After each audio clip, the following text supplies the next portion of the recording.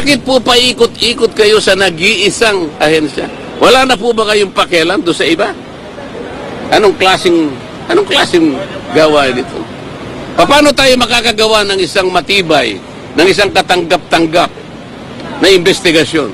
Kung sa dinabi-dami ng mga ahensyang nabigyan ng ganong klaseng pondo, isa lang ang tutugisin mo. Kaya nila ginagawa ito para sa impeachment. Isa sa paraan, baka sakaling makakuha siya, hindi po ganun nga baligtad po ang nangyari Hindi po kayo ang gagawa niyan. COA po ang magpapatunay kung ang pagkakagasta po ay hindi tama o tama. Kayo po ay walang mandato na ganyan.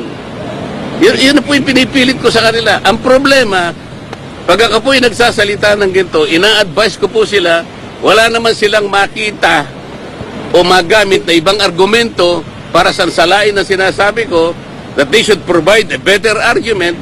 Sabihin nila kung nagkakamali ako, wala naman silang masabi, aagawin na lang yung hopya.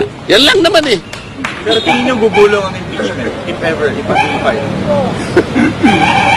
Diyos ko. May numbers ba? Hindi ko alam kung talagang gagawin nila. Hindi ko alam kung gagawin nila. Nagsasayang lang sila. Napakarami pong problema ng bansang ito. Napakarami problema ng bansang ito. Dahil sa nangyayari, may nakikita ba kayong constitutional crisis? Maaring mangyari yun. Bakit po? Tingnan po ninyo. Sino po yung kanilang pinagdidiskatahan? Opisina ng Vice President.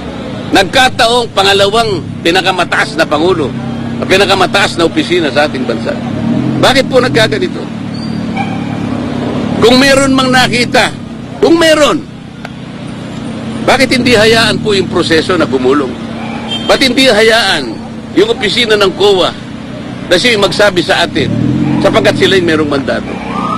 Kung gusto nyo talagang gugulin ang panahon ninyo sa ganito, tawagin po natin lahat ang mga opisina na pinagkalooban ng confidential fund.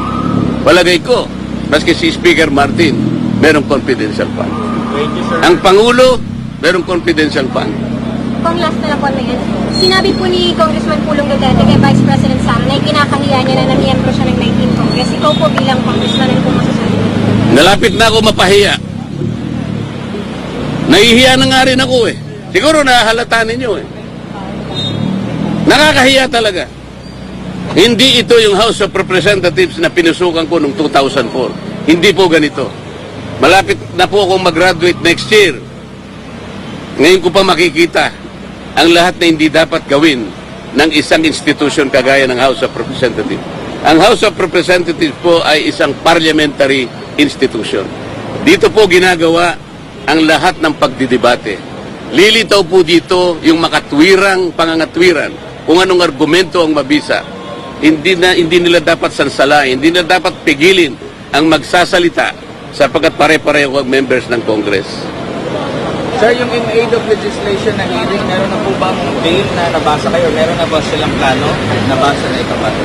Yung meron silang naipasang bill sa extrajudicial killing.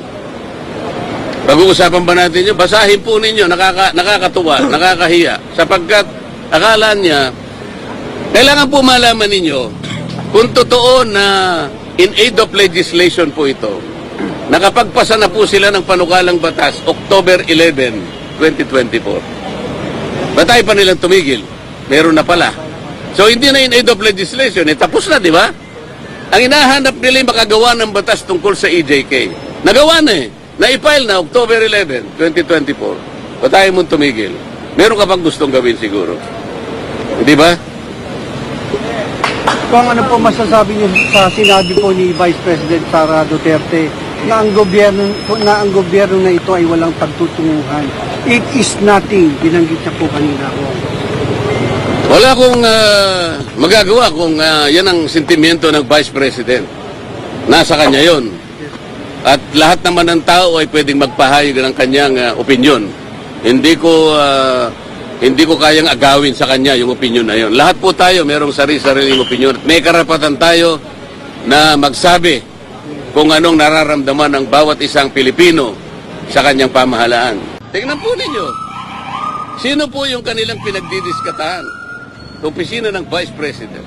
Nagkataong pangalawang pinakamataas na Pangulo, pinakamataas na opisina sa ating bansa. Bakit po nagkaganito?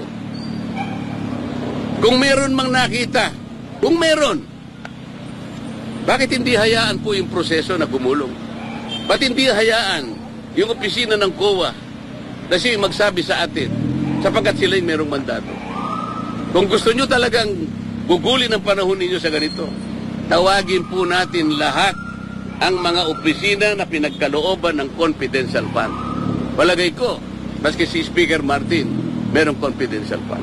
Thank you, sir. Ang Pangulo, merong confidential fund.